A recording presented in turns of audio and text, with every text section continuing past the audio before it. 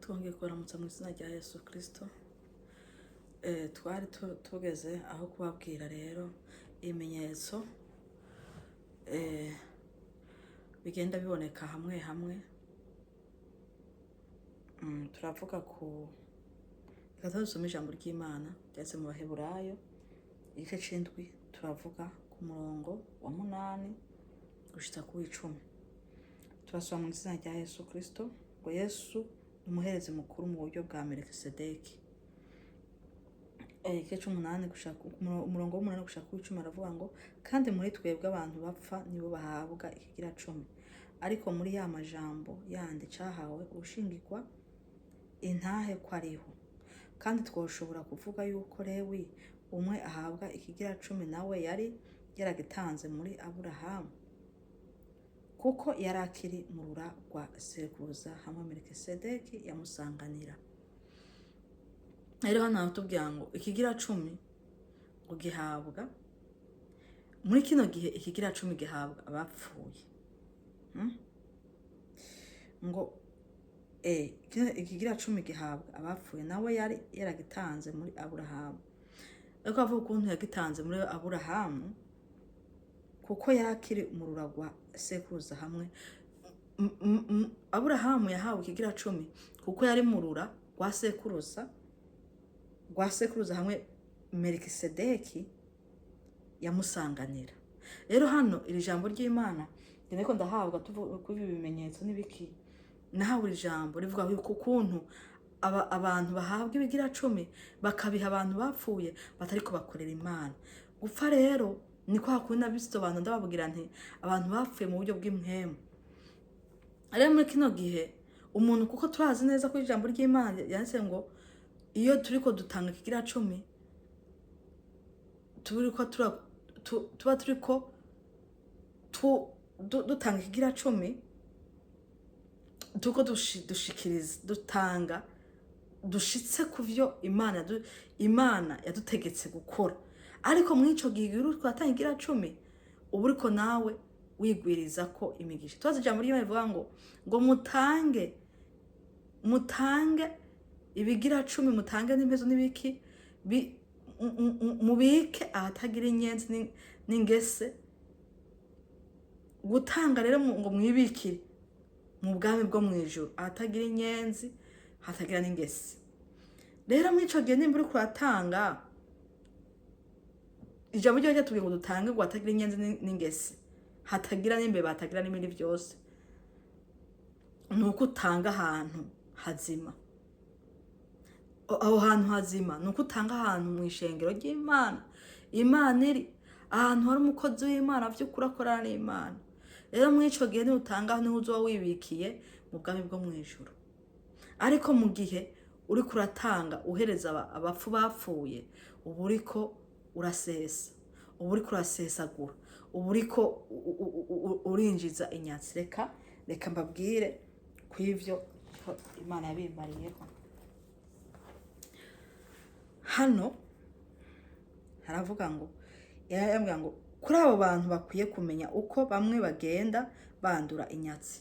Mwico gihe Imana yambwira ngo ukuntu abantu bakwiye kumenya ukuntu bandura inyatsi mu buryo butandukanye. Hariho abaha amahera abakorera Satani bakaba binjije inyatsi mu gihe uri utanga ico kigira 10 canke imperezwa muri amashengero akorana n'imyuka mibi, akorana n'abadayimoni, akorana na Satani. Mwico gihe waho gutanga uronka umugisha, ahubwo uriko winjiza inyatsi mu mugisha. Umva ko winjiza inyatsi mu vyawe.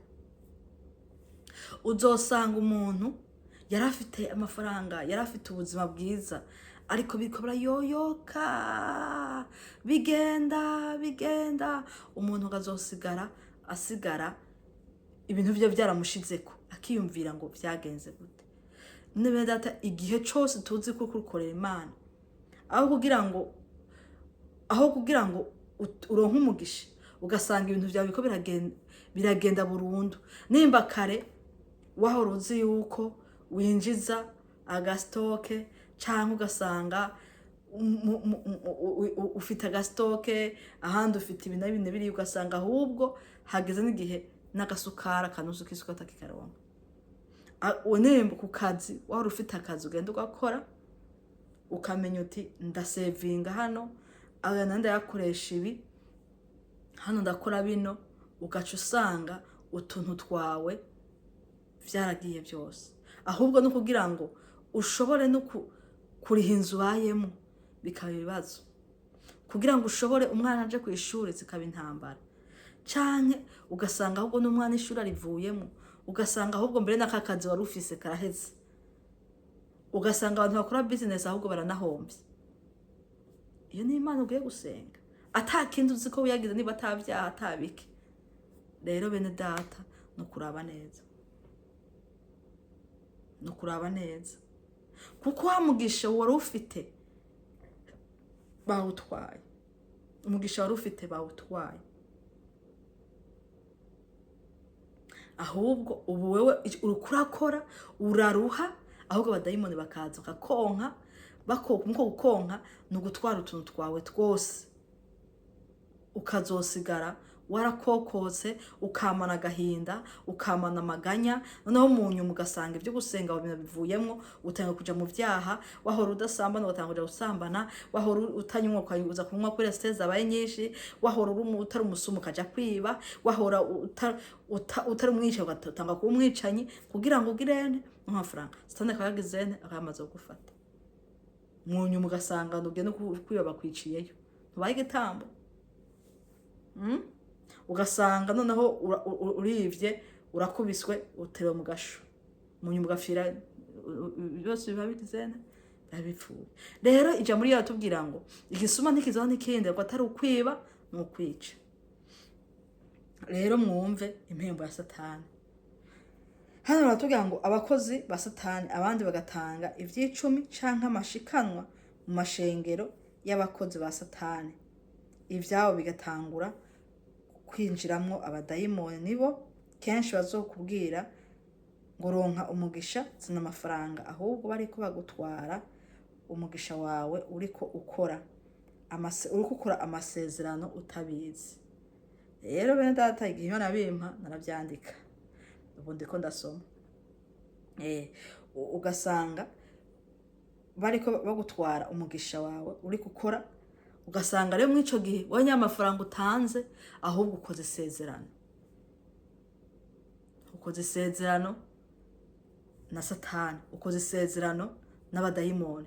Wewe rero kwa kundi uja kugumukora, ukagenda ugakora, bo bakaba bamaze gutwara. Mw'ico gihe mu gutwara ntabwo uzo kuya kwaka amaboko, ni hamwe uyumvira ngo mbega ya mafaranga yakoze iki, ko nahembwe uyu munsi ariko ntabona amafaranga ntacakoze, kwiyumvira yagiye he, ntubone ukuntu yakoze. Ubundi wayakoza mu maboko, kafite amaboko gusa, abana bo cagwara kwa muganga, akaba amafaranga agiye. Ubundi wakabanza ugasanga imodoka ikoze impanuka kaja gukoresha, ahandi ugasanga ibibazo nibibazo, utuntu twawe business iragiye, ingwara, imfungizo, ibibazo ngivyo. Urumva ugaca mu ntambara, ukazogeragera igihe bamwe bagasara abandi bakiruka. Uko rero niko bya bitambo babiko biratangwa.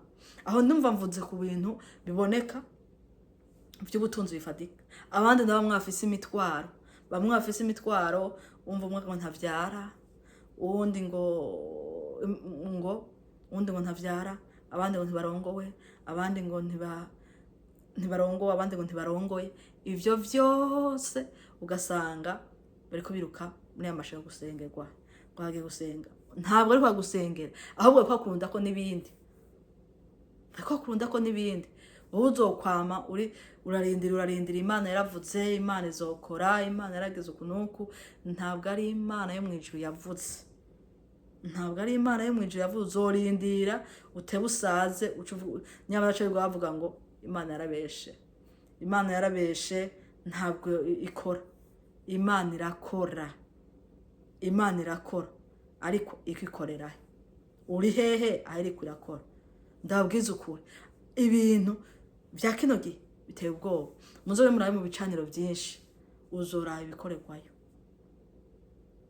Ijambo ry'Imana rivugwa aho si kuvuga ngo ni mu bicaniro gusa, mu bicaniro no mu mashengero ugasanga ijambo ry'Imana rivugwa, ugasanga ni indirimbo gusa, nimva n'ibisirimbane biki byose, ariko ijambo ry'Imana bakariha umunota umwe cyangwa iminota ibiri, naho nyene ukumva babuze iminota ingahe baratashe. Ahandi ugasanga bahereye mu gatondo bagiye mu masengesho, nigisirimba Imana iravuze ibi n'ibi, ariko nta jambo ry'Imana ryigeze rivugwa. Nta twihana babigeze bivuga ngo Imana bihane abantu ngo batunganye, nta bihari. Rero ukacuvuga ngo none iyo Mana ni Imana yayo itabwira abantu ngo bihane. Ugasanga umunyabyaha ruye bw'Imana iramubwiye ngo nje kukugirira neza, ndakubwiza uko, ndakugoreye ibi, ndakukurira ibi n'ibi n'ibi. Mbega Imana itenda kubwira ati ni wihane kugira nzo gukorera ibi nimubwira uku nuku nuku, ni Imana yayo. Rero byose nivyo mukwiye kugirane, nivyo mukwiye kuraba. Rero kugira ngo Imana gabura, rero ngo abakozi ba Satani ibyabo bigatangura kwinjirwamwo n'abadayimoni, niho kenshi bazokubwira ngo ronka umugisha, zana amafaranga, ahubwo bariko bagutwara umugisha wawe uriko ukora amasezerano utabizi.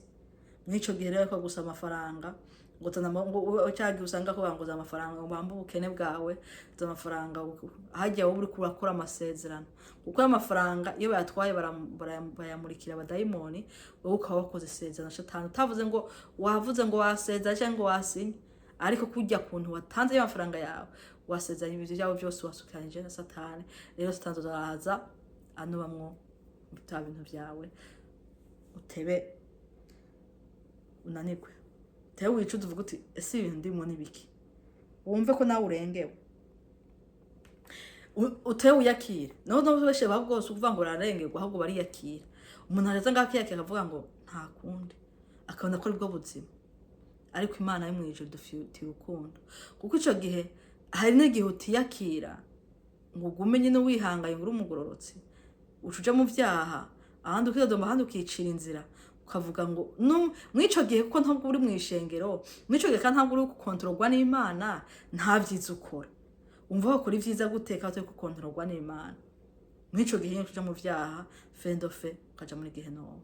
Rero Imana iri kuri ababurira hamwe bene data, umuntu wese abona ibyo bimenyetso no kwihuta agasenga Imana, akavayo, akava aho hantu, akabanza akabaza Imana neza, akabaza abantu ahari. Imana ndazi ko yiteguye kumwishura no kubana nawe. Umuntu wese azogira umutwaro kuje ndazi ko Imana izobana nawe.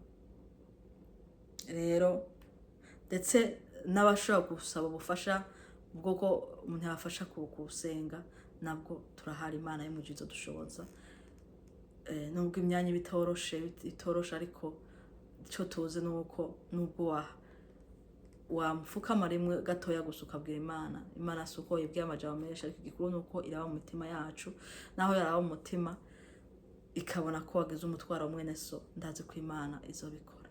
Rero nimba Imana idushoboje kugira ngo dushobore kubashikiriza message n'ibintu by'Imana izodushoboza, wumva afite icyo kibazo nawe ashobora kudusanga akatubwira, kandi ndazi ko Imana izobikora. Hari ibihamya byinshi,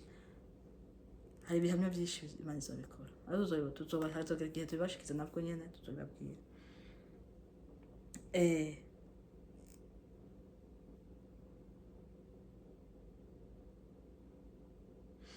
Handi naho ugasanga kurya kuntu wowe wibaza ati mukozi w'Imana yaransengeye, none reka ndamuhezagire, ukawumva yuko nawe wamuhezagira, ariko birababaje. Ariko Imana yo mwijuru ihangana bene data, Imana yo mwijuru ihangana. Nukuri ndababwiza ukuri, Imana yo mwijuru ihangana. Wewe ugize umutwaro ukavuga uti umukozi w'Imana yaransengeye, reka muhezagire, reka ndabe nk'agasoda muhezagire, ugasanga ahubwo aho guha abakozi b'Imana, ugasanga ahubwo umukozi wa Satani, ahubwo aho kugira ngo uhezagirwe, ahubwo ubuzima bwawe urabutanze, n'utwara ufite twose wadutanze, ugaca uhereza abadayimoni bagaca kuroga bakagukorera amabwa n'amabwa. Ntugasubire no gutora ikintu, ntugasubire gutora n'agafaranga ugatora akaba ibibazo, umugisha wawe ukagenda burundu, iyo byose zikaba intambara, ukazokwa mu ngora n'agahinda katigera gashira. Hari igihe we bumva bibabaje, ariko nuko igihe cyose tuzi ko Imana ibana n'abayo, ko hazogera igihe bavyishure pe, bazovyishura. Kuko ntiwabona umuntu aragiza ukibaza, ukagenda utabizi, ukibaza ngo kusengera mu ishengero rizima, ukibaza ngo kusengera mu gicaniro kizima, wowe ugakora ibikorwa by'Imana, ukibaza ngo uri kurakora, ukaza ukagira nte, kumbe utwowe twose ko tuyokeramo. Ico nobabwira abantu bose bariko bakora mu ubwo buryo, iconze coco, Imana iraje guhora. Imana iraje guhora, ihorere amaraso y'abo bantu muriko muratanga. Ayo maraso muriko muratanga, abo bantu b'inzirakarengane batazi ivyo barimwo, batazi yuko baraja, bariko barapfa bazira amaronko yanyu, bariko bazira ubwo butunzi bwayo muriko murashaka, muriko mubukura mu bandi. Igihe kirageze, Imana iraje. Ndabwira bene data, Imana iraje. Abantu mutabona aho igihe kigeze, Imana iraje. Igihe kirageze, igihe kirageze. Abakoze mu kuri baraje kugororerwa, ariko abakoze ibibi nabo baraje guhemba nibi byabo bakoze. Kuko ndababwije ukuri, hari abantu bita ngo abakozi b'Imana bariko bakora ibintu by'amayobera, bene data. Hariho abantu bariko baragenda nk'imbagwa, batariko barabona iyo baja, bariko baragenda ari abantu b'impumyi, ari abantu bakoresha nka telekomande, kuba batwara nk'uko nka telekomande, kumbe bagutwara aho bashaka, bakubwira uko. Kumbe ukaja ngaho n'ubwenge bwaraheze, ata kintu kirimwo, waracitse, uramaze gucika ikintu c'ikijuju, ukijuju, ukibaza ngo umuntu, kumbe umuntu yarangiye kera. Bahukoresha uko bishakiye, telekomande bakubwira uko. Ariko ndababwira, abantu mwese muriko mukora muri ubwo buryo, muhenda abantu benshi ariko barayogerera aho hantu. Harimwe abaza ngo bazanye abagwayi baje gusengerwa, bakaza ngo baraje ngo kukiriraho, kumbe baje kungerezwa n'ibindi. Bakaza baje kongereza ibindi, ejo ugasanga ahubwo batanga no gutera imiryango yabo.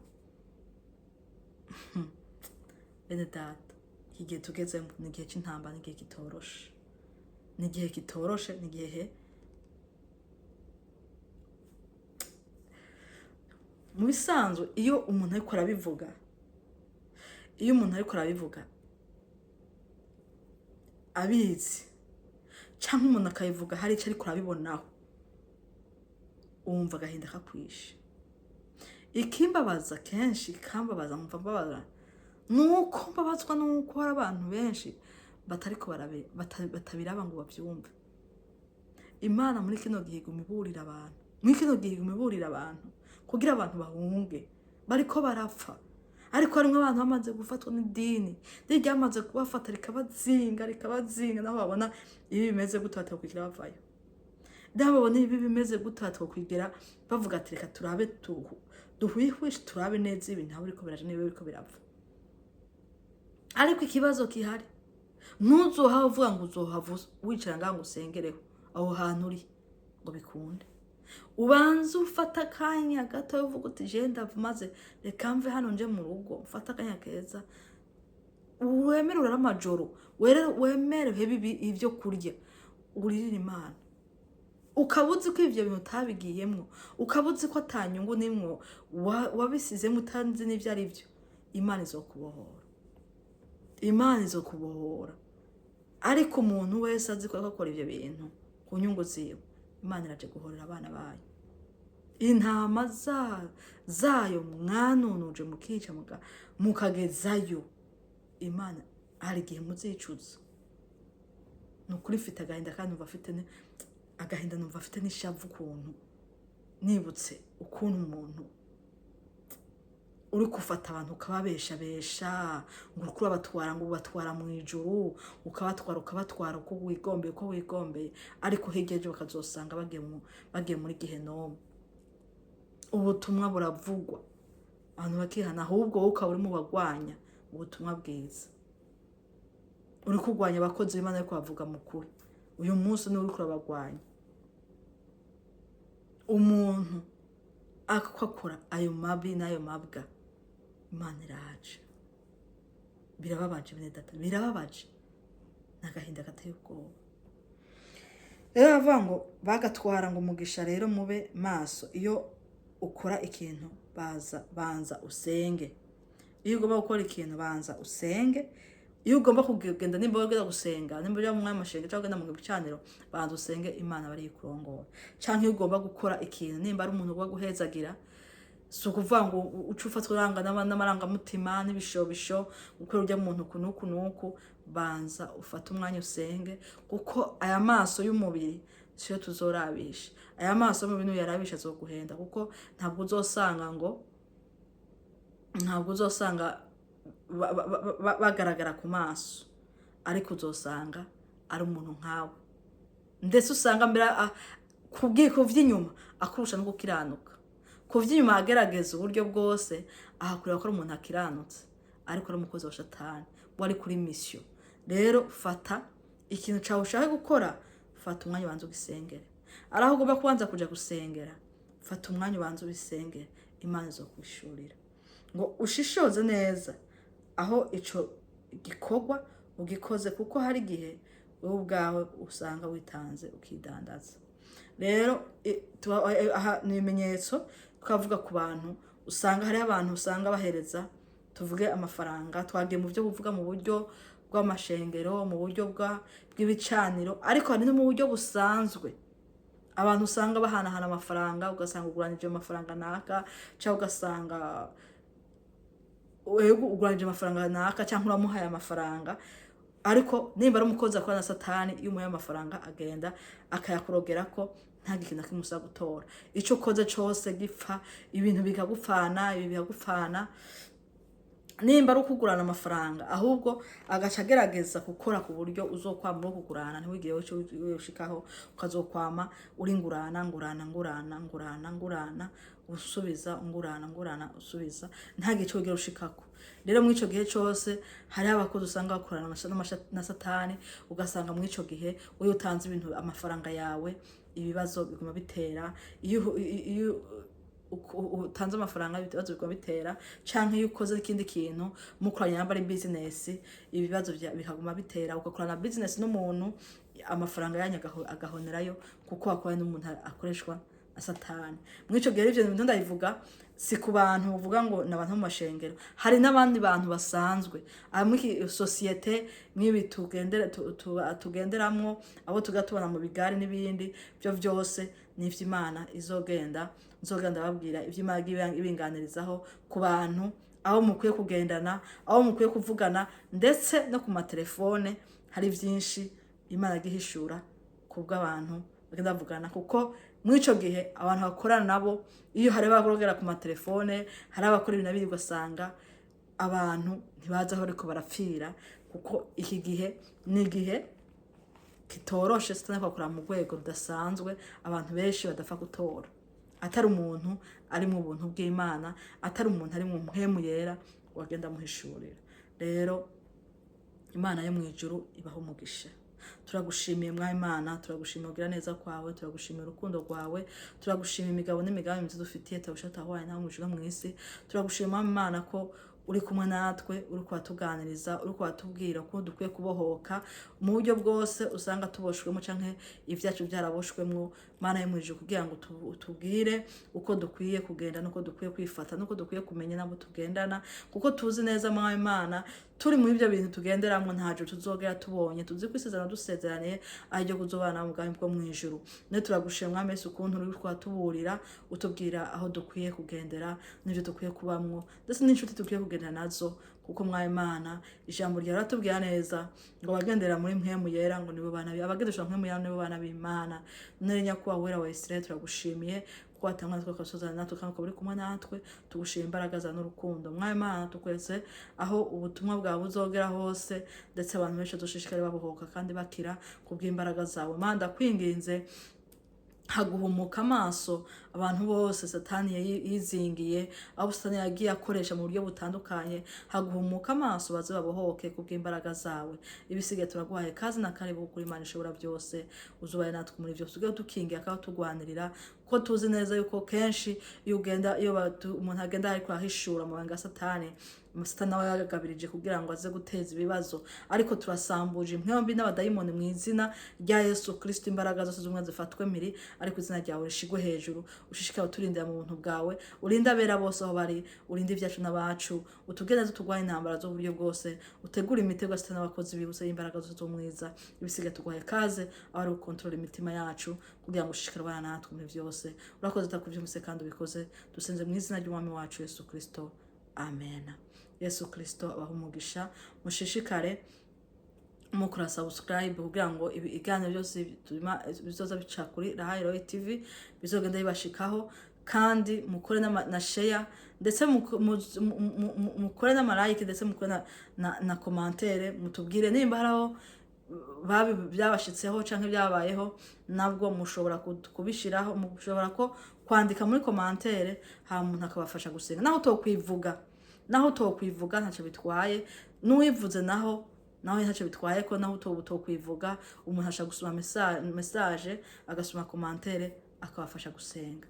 Kandi ikindi naco nimba hageze igihe uko tuzoga turabashikiriza, kuko hari ibindi bikibandanya, uko tuzoga tubashikiriza muzogenda mutubwira uko bigenda, nimba hariho abariko barabohoka, harimwo abariko baratabagwa, nabwo no kwivuga kugira ngo dushime Imana.